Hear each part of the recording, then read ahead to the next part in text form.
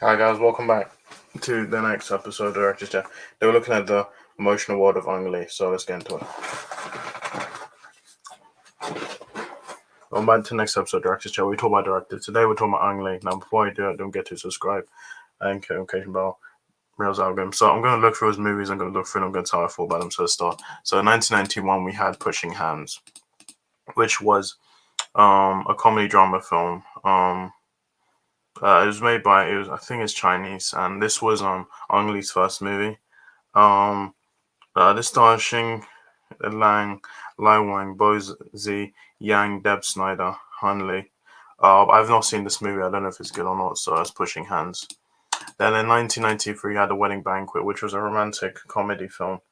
It starred Winston Chow, Mei Chin, Gra Lei, Li Chiang, and Michelle Lichtenstein. It made $23.6 million on $1 million budget. And this movie I've not seen this one, so then in 1994 we had Eat, Drink, Man, Woman, which was a Taiwanese comedy drama film.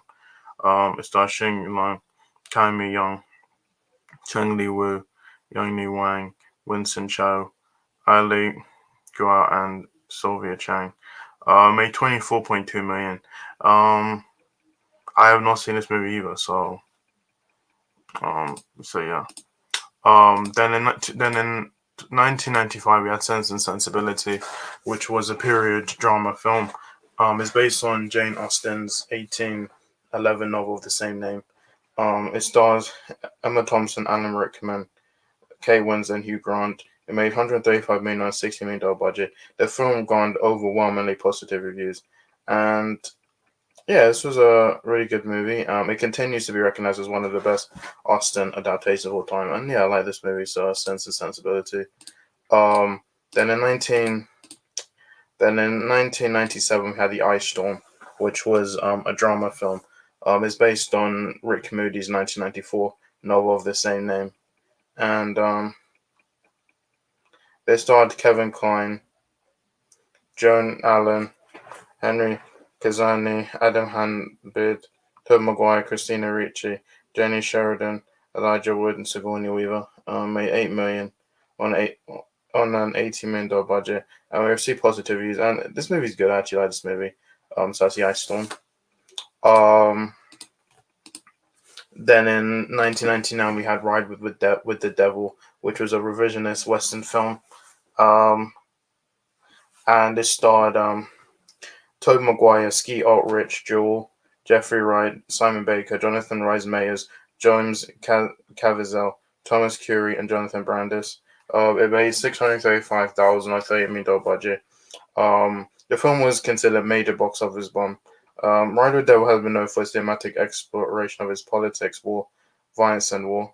And yeah, this movie's good. I highly recommend you check it out. So that's Ride with the Devil. Then in 2000 we had Crouching Tiger, Hidden Dragon, which was a Xia martial arts adventure film. It starred Chang Yong Fat, Michelle Yeoh, Shang Xian, Chang Chan, Lang Xin, and Zhang P. Made $240 million, $70 million budget, receiving universal acclaim and a box office hit. And it was yeah, so the film has been praised for its story, direction, cinematography, martial arts sequence. I don't actually like this movie. And yeah, so 2003 we had Hulk. Now this was a superhero film. It's based on the Marvel Comics character of the same name.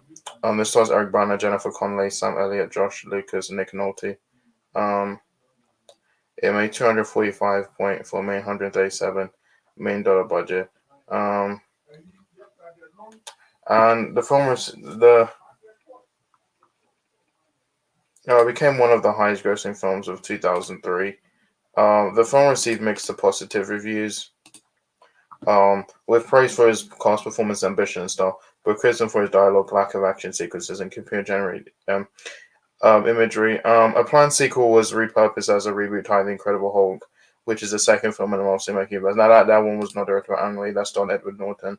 That was directed by Louis Leterrier. And I don't like this movie. I don't like how the Hulk look. I don't like how his dad was the absorbing man, because that doesn't happen in the comics. And I don't like how they were trying to make a comic book. Like, they were doing like multiple panels. They were trying to make it look like a comic book, and it just didn't work. I kind of thought it was repetitive. But yeah, I prefer the Incredible Hulk way more in this movie. And I feel like this movie just doesn't hold up because it just doesn't, like, the story is just not good. The way the Hulk looks he just doesn't look good. So that's the Hulk. And yeah, so 2005, we had Brokeback Mountain, which is a neo-noir western romantic drama film.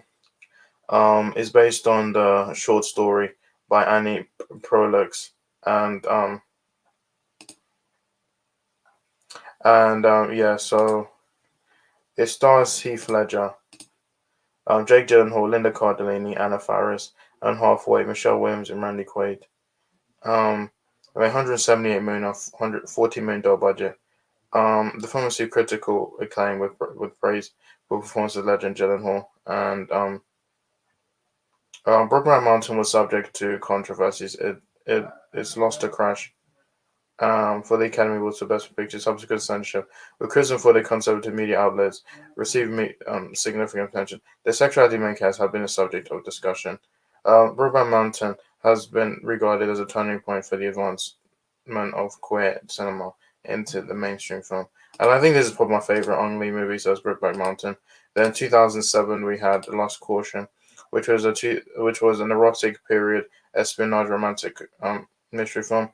It's based on a 1979 novella by Eileen Chang, and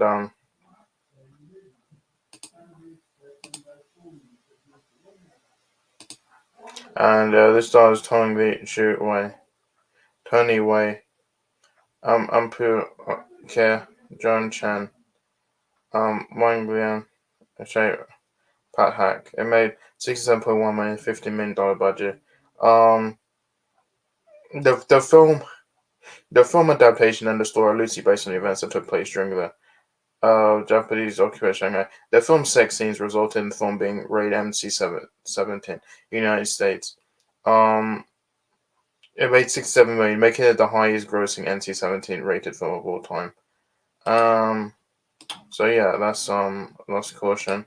In 2009, we had Taking Woodstock, was a historical musical comedy drama film about the Woodstock Festival, and is based on the memoir Taking Woodstock, a true story of a writer, concert, and life by Elliot Tiber.